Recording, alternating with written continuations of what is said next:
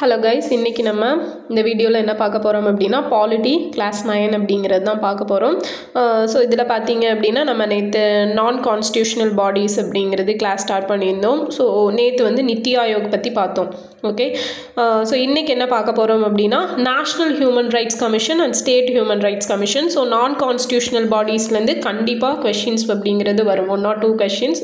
So நமக்கு weightage கொடுக்காதப்பவே கண்டிப்பாக 1 கொஷின் 2 கொஷின்ஸ் வந்துட்டு இருந்தது. ஸோ இப்போ வந்து வெயிட்டேஜ் கொடுத்துட்டாங்க, 15 கொஷின்ஸ் அப்படிங்கிறது பாலிட்டிலேருந்து கேட்பாங்க. அண்ட் குரூப் 1ல் பார்த்தீங்க அப்படின்னா மேஜர் ப்ளே பண்ணுறது பாலிட்டி. ஓகே, ஸோ 40 கொஷின்ஸ் அப்படிங்கிறது இருக்குது. அதனால் இந்த நான் கான்ஸ்டியூஷனல் பாடிஸ் எல்லாம் ரொம்ப ரொம்ப இம்பார்ட்டன்ட். அதுவும் இதில் குட்டி குட்டி கான்செப்ட்ஸ் எல்லாம் இருக்கும். நம்ம ஓவராலாக நல்லா படிச்சிருப்போம், பட் வந்து ரொம்ப டெப்த்தாக பார்த்துருக்க மாட்டோம். அதெல்லாம் நல்லா பார்க்கணும், அப்போ தான் ஆன்சர் பண்ண முடியும். கான்செப்ட்ஸ் வந்து புரிஞ்சுக்கிட்டால் தான். ஸோ இதில் வந்து பார்க்கலாம். ஓகேவா, national human rights commission and state human rights commission. So வீடியோக்கு அப்படியே ஒரு லைக்கை போட்டு விட்டு வீடியோ பாருங்கள். ஓகே, பார்க்கலாம். நேஷ்னல் ஹியூமன் ரைட்ஸ் கமிஷன், தேசிய மனித உரிமைகள் ஆணையம். ஸோ இதோட வரலாறு அப்படின்னு எடுத்தோம் அப்படின்னா மனித உரிமைகள் பற்றிய சிந்தனை 2ஆம் உலகப் போருக்கு பின் தோன்றுகிறது. ஸோ நமக்கு தெரியும் ஃபர்ஸ்ட் வேர்ல்டு வார் அப்படிங்கிறது எப்போ 1914 இருந்து 1918 காலகட்டத்தில் நடந்திருக்கும். ஸோ 2ஆம் உலகப் போர் எந்த காலகட்டத்தில் நடந்துச்சு அப்படிங்கிறத கமெண்டில் சொல்லுங்கள். அடுத்தது பார்த்தீங்க அப்படின்னா ஐக்கிய நாடுகள் சபை. ஸோ ஐக்கிய நாடுகள் சபை எடுத்துட்டிங்கன்னா எப்போ தோற்றுவிச்சிருப்பாங்க? 1945 அக்டோபர் 24 யூஎன். ஓகேவா, ஸோ இந்த அக்டோபர் 24 தான் யூஎன் டே அப்படின்னு சொல்லி செலிப்ரேட் பண்ணுவாங்க. இந்த ஐக்கிய நாடுகள் சபை அப்படிங்கிறது எங்கு நடைபெற்ற மாநாட்டில் தோற்றம் பெற்றிருக்கும் அப்படின்னா சான் பிரான்சிஸ்கோவில் நடைபெற்ற மாநாட்டில் தான் தோற்றம் பெற்றிருக்கும். ஸோ மனித உரிமைகளுக்கான உலகளாவிய அறிவிப்பு, universal declaration of human rights, universal declaration of human rights அப்படிங்கிறத யார் உருவாக்குனதுன்னா இந்த யூஎன் தான் உருவாக்கி இருக்கும். அண்ட் இவங்க அதை உருவாக்குனது மட்டும் இல்லாமல் இந்த ஹியூமன் ரைட்ஸ் சொல்லி ஒரு கமிஷன் அப்படிங்கிறதையும் நிறுவியிருப்பாங்க. மனித உரிமைக்கான ஒரு ஆணையத்தையும் நிறுவியிருப்பாங்க. அந்த ஆணையத்துக்கு யார் தலைமை தாங்கியிருப்பாங்க அப்படின்னா எலினார் ரூஸ்வெல்ட் அப்படிங்கிறவங்க தலைமை தாங்கியிருப்பாங்க. ஸோ இதெல்லாம் ரொம்ப இம்பார்ட்டண்டானது. எலினார் ரூஸ்வெல்ட் இவங்க யார் அப்படின்னு பார்த்தீங்கன்னா முன்னாள் அமெரிக்க அதிபர் பிராங்க்லின் ரூஸ்வெல்ட்டோட மனைவி.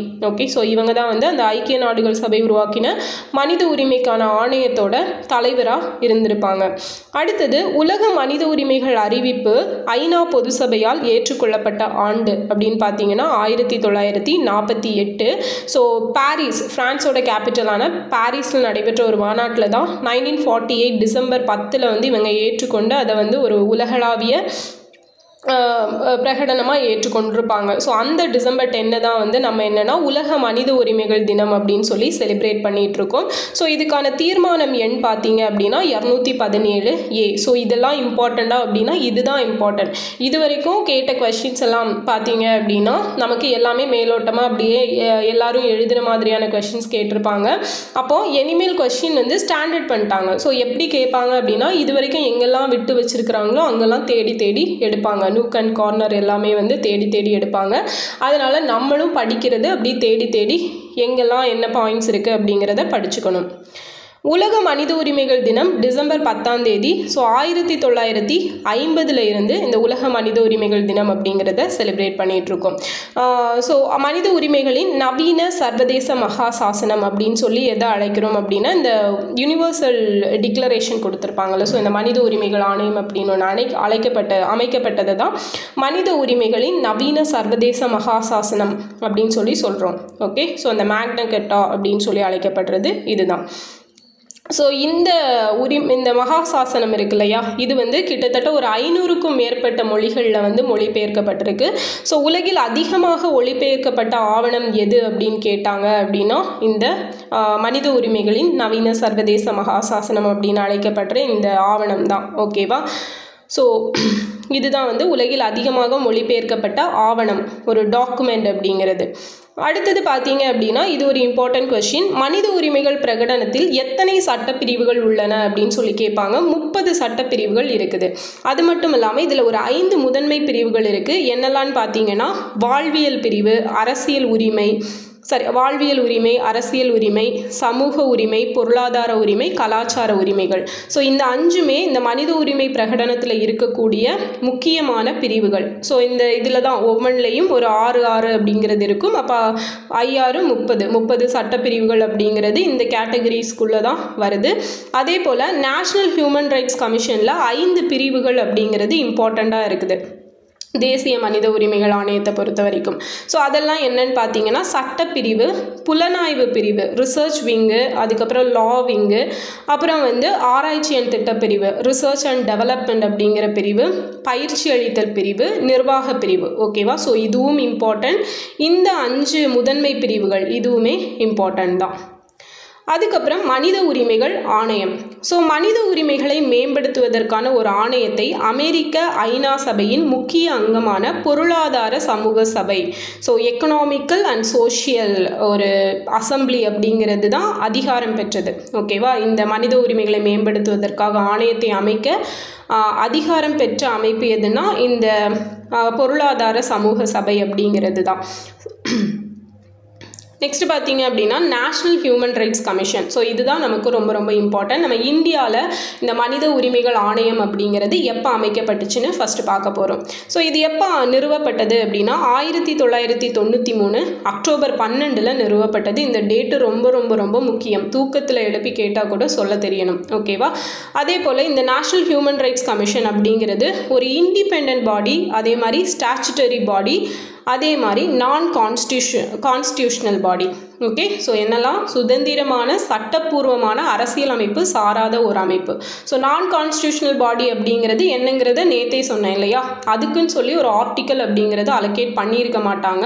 ஸோ அப்படி இருக்கிறது தான் நான் கான்ஸ்டியூஷனல் பாடி. சப்போஸ் அதுக்குன்னு சொல்லி ஒரு ஆர்டிக்கல் இருக்குது அப்படின்னா அதை கான்ஸ்டியூஷனல் பாடின்னு சொல்லி சொல்லுவோம். இது நான் constitutional body, but it's a statutory body, சட்டப்பூர்வமான அமைப்பு. ஸோ ஏன் சட்டப்பூர்வமான அமைப்பு? இந்த மனித உரிமைகள் ஆணையம் அப்படிங்கிறது ஒரு சட்டத்தை பேஸ் பண்ணி நிறுவப்பட்டது தான். என்ன சட்டம் அப்படின்னா மனித உரிமைகள் சட்டம் 1993. ஓகேவா? அந்த சட்டத்தை பேஸ் பண்ணி அமைக்கப்பட்டனால இது ஒரு சட்டப்பூர்வமான ஆணையம் அப்படின்னு சொல்லி அழைக்கப்படுது. அண்ட் இட்ஸ் அ இண்டிபெண்டன்ட் பாடி, சுதந்திரமான அமைப்பு, யாருக்கும் கட்டுப்பட்டது கிடையாது. ஸோ இவங்க சுதந்திரமாக முடிவெடுக்கிற உரிமைகள் உண்டு. இதோட தலைமையகம் எங்கே இருக்குது அப்படின்னு பார்த்தீங்கன்னா நியூ டெல்லி. ஹெட் குவார்ட்டர்ஸ் எங்கே இருக்குது? நியூ டெல்லியில் இருக்குது. ஸோ நான் சொன்ன மாதிரி மனித உரிமைகள் பாதுகாப்பு சட்டம், human rights protection act 1993. Okay? Human rights protection act 1993. So இதை பேஸ் பண்ணி தான் இந்த நேஷ்னல் ஹியூமன் ரைட்ஸ் கமிஷன் ஆகட்டும், ஸ்டேட் ஹியூமன் ரைட்ஸ் கமிஷன் ஆகட்டும் நிறுவப்பட்டது. இதோட அமைப்பு காம்போசிஷன் அப்படின்னு பார்த்தோன்னா ஒரு தலைவர்கள் 5 உறுப்பினர்கள். ஸோ இது எல்லாமே ஈச் அண்ட் எவ்ரி பாயிண்ட் ரொம்ப ரொம்ப முக்கியம். எல்லாமே கொஸ்டின் ஏரியா தான். இதோட அமைப்பு எப்படி இருக்கும்? ஒரு தலைவரும் 5 உறுப்பினர்களும் இருப்பாங்க. ஸோ இதோட தலைவர் பார்த்தீங்கன்னா ஓய்வு பெற்ற உச்சநீதிமன்ற தலைமை நீதிபதியாக இருப்பார், retired chief justice of India. Okay? அப்படி இல்லை அப்படின்னா உச்சநீதிமன்றத்தோட ஒரு நீதிபதியாக இருக்கணும். உறுப்பினர்கள் பார்த்தீங்கன்னா உச்சநீதிமன்ற நீதிபதி ஓய்வு பெற்றவராகவும் இருக்கலாம், இல்லை தற்போது நீதிபதியாக இருக்கிறவராகவும் இருக்கலாம். ஆனால் அந்த 5 உறுப்பினர்களில் ஒருத்தங்க கண்டிப்பாக பெண்ணாக இருக்க வேண்டும் அப்படிங்கிற கண்டிஷன் இருக்குது. ஸோ இந்த கண்டிஷன் ரொம்ப ரொம்ப இம்பார்ட்டண்ட்டானது. ஸோ இவங்க ஒரு பேஸ் எப்படி இப்போ பிரிக்ஸ் எல்லாம் எடுத்துட்டோம் அப்படின்னா பெர்மனண்ட் மெம்பர்ஸ், அதுக்கப்புறம் அப்சர்வேட்டரி மெம்பர்ஸ் அப்படின்னு இருப்பாங்க, பார்வையாளர்கள் நாடு அப்படின்னு சொல்லி. அந்த மாதிரி 1+5 அப்படிங்கிறது தான் இதோட காம்போசிஷன். இது போக 7 பிற உறுப்பினர்கள் அப்படிங்கிறவங்க இருப்பாங்க. ஸோ அவங்க யாரெல்லாம் அப்படின்னு பார்த்தீங்கன்னா சிறுபான்மையினரோட தலைவர், தேசிய சிறுபான்மையினர் ஆணையம் இருக்கு இல்லையா, மைனாரிட்டிஸ் கமிஷன், ஸோ அதோட தலைவர். அதுக்கப்புறம் தேசிய எஸ்சி ஆணையம், ஷெட்யூல் கேஸ்ட்டுக்கான ஆணையம் இருக்குல்ல, அதையோட தலைவர். அதே மாதிரி national schedule tribes commission, so இதோட தலைவர். நேஷ்னல் பேக்வேர்ட் கிளாஸ் கமிஷன், இதோட தலைவர். ஸோ 3 4 ஆச்சா. அடுத்தது national children rights protection commission அப்படிங்கிறது இருக்கு இல்லையா, ஸோ அதோட தலைவர். அப்புறம் மாற்றுத்திறனாளிகள் ஆணைய தலைவர், இந்த டிஃப்ரெண்ட்லி ஏபிள் பர்சன் அவங்களுக்குன்னு சொல்லி ஒரு கமிஷன் இருக்கும் இல்லையா, அதோட தலைவர். அதுக்கப்புறம் தேசிய மகளிர் ஆணைய தலைவர். ஓகேவா? ஸோ மொத்தம் 7 பேர் இதில் இருப்பாங்க. யாரெல்லாம்? இதுவும் ரொம்ப முக்கியம். ஸோ ஆட் ஒன் அவுட் மாதிரி ஒரு 5 பேரை கொடுத்துட்டு இதில் யார் அந்த உறுப்பினர்களில் இல்லாதவங்க அப்படின்னு சொல்லி கேட்கலாம். அப்போ எல்லா கமிஷன்ஸோடதும் இருப்பாங்க. மைனாரிட்டிஸ், எஸ்சி, எஸ்டி, பிசி, அதுக்கப்புறம் சைல்டு ப்ரொடெக்ஷன், மாற்றுத்திறனாளிகள், இன்னொன்று தேசிய மகளிர் ஆணையம். ஓகே, ஸோ இப்படி எல்லாத்தோட தலைவரும் இதில் இடம்பெற்றிருப்பாங்க. மொத்தம் 7 பேர், ஞாபகம் வச்சுக்கோங்க. அடுத்தது தலைவர் மற்றும் உறுப்பினர்களை நியமனம் செய்பவர் யார் அப்படின்னா குடியரசுத் தலைவர். ஸோ இது ரொம்ப முக்கியம். ஸோ குடியரசுத் தலைவர் அவராக ஒருத்தங்களை செலக்ட் பண்ணி நியமனம் பண்ணுவாரா அப்படின்னு கேட்டால் கிடையாது. ஸோ அவங்கள வந்து பரிந்துரை பண்ணுறதுக்குன்னு சொல்லி ஒரு குழு இருக்குது. ஸோ 6 உறுப்பினர்களை கொண்ட குழு வந்து இவங்கள நீங்கள் வந்து அப்பாயிண்ட் பண்ணலாம் அப்படின்னு சொல்லி ரெக்கமெண்டேஷன் கொடுப்பாங்க. ஸோ அந்த குழுவில் யாரெல்லாம் இருப்பாங்கன்னு பார்த்தீங்கன்னா அதோட ஹெட் வந்து பிரைம் மினிஸ்டர், அதுக்கப்புறம் லோக்சபாவோட ஸ்பீக்கர் ஆஃப் லோக்சபா, ராஜ்யசபாவோட டெப்யூட்டி சேர்மன், லோக்சபாவோட ஆப்போசிஷன் பார்ட்டியோட லீடர், ராஜ்யசபாவோட ஆப்போசிஷன் பார்ட்டியோட லீடர், அதுக்கப்புறம் ஹோம் மினிஸ்டர். ஸோ இவங்க 6 பேரும் இருப்பாங்க. யாரெல்லாம், இது ரொம்ப முக்கியம், அந்த ரெக்கமெண்டேஷன் கமிட்டிக்கான ஹெட் வந்து பிரைம் மினிஸ்டர். ஸோ அதுக்கப்புறம் லோக்சபாவோட ஸ்பீக்கர், ராஜ்யசபாவோட டெப்யூட்டி சேர்மன், லோக்சபாவோட ஆப்போசிஷன் பார்ட்டி லீடர், ராஜ்யசபாவோட opposition party leader and home minister. ஓகேவா? ஸோ இவங்க 6 பேரும் கொண்ட ஒரு கமிட்டியோட ரெக்கமெண்டேஷன் பேசிஸில் தான் அந்த பர்சனை வந்து குடியரசுத் தலைவர் நியமனம் பண்ணுவார். ஸோ அப்படி நியமிக்கப்படுறவங்களோட டென்யூர், பதவிக்காலம் எவ்வளோன்னு பார்த்தீங்க அப்படின்னா 3 வருஷம் அல்லது 70 வயது. ஸோ இதில் எது முன்னாடி வருதோ அதன்படி அவங்க வந்து அப்பாயிண்ட் பண்ணப்படுவாங்க. ஸோ அந்த கண்டிஷன் நம்ம எல்லாருக்குமே தெரியும் இல்லையா? சப்போஸ் 3 வருஷம் இருப்பாங்க, அப்படி இல்லை 3 வருஷத்துக்கு முன்னாடியே அவங்களுக்கு 70 வயசு ஆகுது அப்படின்னா 70 வயசு ஆனதும் அவங்க ரிட்டையர்ட் ஆயிடுவாங்க. இந்த பாயிண்ட் ரொம்ப ரொம்ப ரொம்ப முக்கியம். இப்படி நியமிக்கப்படுறவங்க எலிஜிபிள் ஃபார் ரீஅப்பாயின்மெண்ட், மறு நியமனத்திற்கு தகுதி உடையவர்கள். ஸோ இந்த நான் கான்ஸ்டியூஷனல் பாடிஸை பொறுத்த வரைக்கும் இம்பார்ட்டன்ட் பாயிண்ட் வந்து இதுதான். எல்லா பாடிஸ்லையும் அவங்க எலிஜிபிள் ஃபார் ரீஅப்பாயின்மெண்ட்டா இல்லை eligible for not eligible for ரீஅப்பாயின்மெண்ட்டா அப்படிங்கிற பாயிண்ட்டை நல்லா தெரிஞ்சு வச்சுக்கணும். அப்போது இதை பொறுத்த வரைக்கும் நேஷ்னல் ஹியூமன் ரைட்ஸ் கமிஷனை பொறுத்த வரைக்கும் எலிஜிபிள் ஃபார் ரீஅப்பாயின்மெண்ட், மறு நியமனத்திற்கு தகுதி உடையவர்கள். ஆனால் பதவிக்காலத்திற்கு பின் மற்ற மத்திய மாநில அரசு பணிகள் இருக்கும் இல்லையா? ஸோ இதுலேயே அவங்க திருப்பி நியமிக்கப்படலாம். ஆனால் இது தவிர மற்ற சென்ட்ரல் ஸ்டேட் கவர்மெண்ட் ஜாப்ஸில் வந்து அவங்களால இருக்க முடியாது, பதவி வகிக்க முடியாது. ஸோ இவங்களை பதவி நீக்கம் செய்கிறது யார் அப்படின்னா குடியரசுத் தலைவர் தான். ஸோ அப்பாயிண்ட் பண்ணுறதும் அவங்க தான், பதவி நீக்கம் பண்ணுறதும் அவங்க தான். ஸோ இவங்களோட சேலரி அலவன்சஸ் எல்லாம் யார் முடிவு செய்வாங்க அப்படின்னா சென்ட்ரல் கவர்மெண்ட் தான் முடிவு செய்யும். ஸோ மனித உரிமை பாதுகாப்பு அப்படிங்கிறது குடியரசுத் தலைவரோட ஆர்டினன்ஸை பேஸ் பண்ணி தான் கொண்டு வந்திருப்பாங்க. ஸோ குடியரசுத் தலைவர் எப்போ ஆர்டினன்ஸ் போட்டிருப்பாங்க அப்படின்னா செப்டம்பர் 28, 1993 ஒரு ஆர்டினன்ஸ் அப்படிங்கிறது பிறப்பிச்சிருப்பாங்க. ஸோ அது மசோதாவாக தாக்கல் பண்ணப்பட்டு அதுவும் சேம் 1993 தாக்கல் பண்ணி 2 பார்லிமெண்ட்டோட both houses, Rajya Sabha as well as Lok Sabha ரெண்டுலேயுமே வந்து தாக்கல் பண்ணி அந்த பில் வந்து பாஸ் ஆயிரும். ஸோ குடியரசுத் தலைவர் அதுக்கு எப்போ ஒப்புதல் கொடுப்பாருன்னா ஜனவரி 8, 1994 வந்து ஒப்புதல் கொடுத்துருப்பாங்க.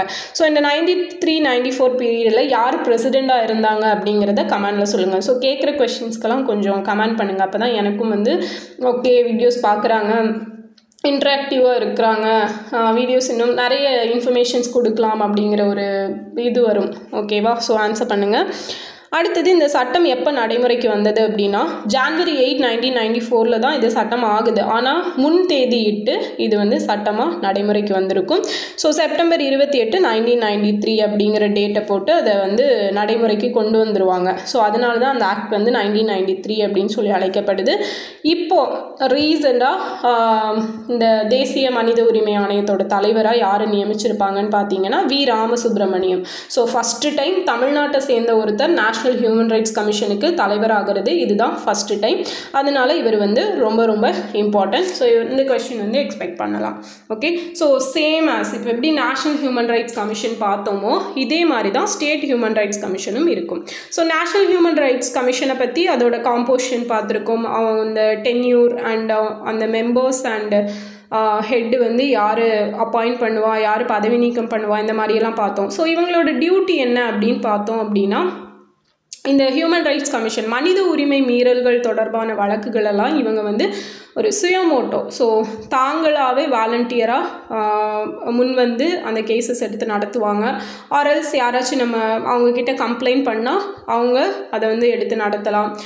இவங்க வந்து யாருக்கும் கட்டுப்படணும் அப்படின்னு சொல்லி அவசியம் கிடையாது.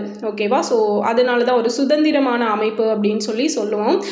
நிறைய நம்ம ஃபார் எக்ஸாம்பிள் மூவிஸ்லலாம் நிறைய பார்த்துருப்போம், இல்லை நியூஸில் நிறைய கேட்டிருப்போம். மனித உரிமை கமிஷன் வந்து ஏதாச்சும் ஒரு மனித உரிமை மீறல் நடக்கிறப்ப அந்த இடத்துல அவங்களோட ப்ரெசன்ஸ் அப்படிங்கிறது கண்டிப்பாக இருக்கும் அப்படிங்கிறதெல்லாம் பார்த்துருப்போம். ஸோ அதுதான் வந்து அவங்களோட அதிகாரங்கள், பணிகள்.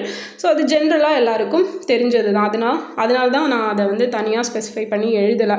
ஓகே, ஸோ ஜஸ்ட் அதை மட்டும் என்ன நோட் பண்ணிக்கலாம். அடுத்தது ஸ்டேட் ஹியூமன் ரைட்ஸ் கமிஷன், மாநில மனித உரிமைகள் ஆணையம். ஸோ ஆஸ் வெல் அஸ் இதுவுமே அதே மாதிரி தான். மனித உரிமை பாதுகாப்பு சட்டம் 1993 அப்படிங்கிறத பேஸ் பண்ணி தான் இந்த ஸ்டேட் ஹியூமன் ரைட்ஸ் கமிஷன் அப்படிங்கிறதும் அமைக்கப்பட்டிருக்கும். So state human rights commission அப்படிங்கிறது எத்தனை மாநிலங்களில் இப்போ இருக்குது அப்படின்னு பார்த்தீங்கன்னா 26 மாநிலங்களில் இருக்குது. ஓகே, இந்த டேட்டாவும் இம்பார்ட்டண்டான டேட்டா தான். ஸோ நமக்கு ஹைகோர்ட்ஸ் அப்படின்னு எடுத்துட்டிங்க அப்படின்னா எத்தனை ஸ்டேட்டில் ஹைகோர்ட்ஸ் இருக்குது அப்படிங்கிறத கமெண்டில் சொல்லுங்கள். ஓகேவா? எத்தனை ஸ்டேட்டில் ஹைகோர்ட்ஸ் இருக்குது அப்படிங்கிறது மொத்தம் எத்தனை ஹைகோர்ட்ஸ் இருக்குது அப்படின்னு எடுத்துக்கிட்டாலும் சரி. ஸோ இந்த ஸ்டேட் ஹியூமன் ரைட்ஸ் கமிஷன் பொறுத்த வரைக்கும் எந்த விஷயங்களை இது வந்து எடுத்துக்கும் அப்படின்னா, இப்போது நேஷ்னல் ஹியூமன் ரைட்ஸ் கமிஷன் அப்படின்னா தேசிய அளவில் எல்லா கேசஸுமே அவங்க எடுக்க அவங்களுக்கு ரைட்ஸ் இருக்குது. But state human rights commission பொறுத்த வரைக்கும் நம்ம 7வது அட்டவணை இருக்கு இல்லையா, ஷெட்யூல் 7. ஸோ அதில் என்ன சொல்லும் அப்படின்னா, union list, state list and concurrent list அப்படின்னு சொல்லி 3 லிஸ்ட் இருக்கும் இல்லையா. நம்ம அதை கூட பார்த்துருப்போம் ஃபஸ்ட் கிளாஸ்லேயே, செகண்ட் கிளாஸில் என்னவோ பார்த்துருப்போம். யூனியன் லிஸ்ட்டும் ஸ்டேட் லிஸ்ட்டும் எங்கேருந்து எடுத்திருப்பாங்க, கவர்மெண்ட் ஆஃப் இந்தியா ஆக்ட் 1935 எடுத்திருப்பாங்க. அண்ட் கன்கரண்ட் லிஸ்ட் எங்கேருந்து எடுத்திருப்பாங்க அப்படிங்கிறத சொல்லுங்கள். ஓகே, கமெண்டில் சொல்லுங்கள். அண்ட் இன்னொன்று பார்த்தீங்க அப்படின்னா ரெசியூடரி பவர்ஸ் அப்படின்னு எஞ்சிய அதிகாரங்கள் அப்படிங்கிறத கனடா கான்ஸ்டியூஷன்லேருந்து எடுத்திருப்பாங்க. ஓகேவா? ஸோ அப்போ நம்ம இதில் என்ன பார்க்கணும் அப்படின்னா, அந்த ஸ்டேட் ஹியூமன் ரைட்ஸ் கமிஷனை பொறுத்த வரைக்கும் மாநில பட்டியல் மற்றும் பொதுப்பட்டியல், ஸ்டேட் லிஸ்ட் அண்ட் கன்கரண்ட் லிஸ்ட்டில் இருக்கிற அந்த துறை சம்பந்தமான உரிமை மீறலை மட்டும்தான் இவங்க விசாரிப்பாங்க. ஓகே, ஸ்டேட் லிஸ்ட்டு கன்கரண்ட் லிஸ்ட்டில் இருக்கிற உரிமை மீறலை மட்டும்தான் விசாரிப்பாங்க. அதே போல் நேஷ்னல் ஹியூமன் ரைட்ஸ் கமிஷன் வந்து ஒரு கேஸை எடுத்து ஃபஸ்ட்டே விசாரிச்சுட்டாங்க அப்படின்னா அந்த கேஸில் ஸ்டேட் ஹியூமன் ரைட்ஸ் கமிஷன் வந்து தலையிட மாட்டாங்க, அவங்க அதுக்கப்புறம் விசாரிக்க மாட்டாங்க. ஓகேவா? அதுவும் ஒரு இம்பார்ட்டன்ட் பாயிண்ட். ஸோ இதோட காம்போசிஷன் அப்படின்னு பார்த்தோன்னா ஒரு தலைவர் மற்றும் 2 உறுப்பினர்கள். நேஷ்னல் ஹியூமன் ரைட்ஸ் கமிஷனில் என்ன பார்த்தோம், 1+5 அப்படிங்கிறது பார்த்தோம். இங்கே 1+2. ஸோ இதோட தலைவர் வந்து ஓய்வு பெற்ற தலைமை நீதிபதி அல்லது நீதிபதி, அதாவது ஓய்வு பெற்ற உயர் நீதிமன்றம். அங்கே நேஷ்னல் லெவலில் வந்தனால உச்ச நீதிமன்றம் பார்த்தோம், இது ஸ்டேட் லெவல் அப்படிங்கிறனால உயர் நீதிமன்றம்.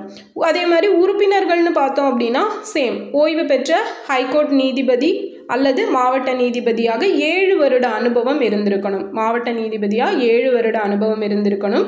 அப்படி இல்லை அப்படின்னா ரிட்டையர்ட் ஹைகோர்ட் ஜட்ஜாக இருக்கணும். ஸோ சேம், இவங்களை நியமிக்கிறது யார் அப்படின்னா ஆளுநர்.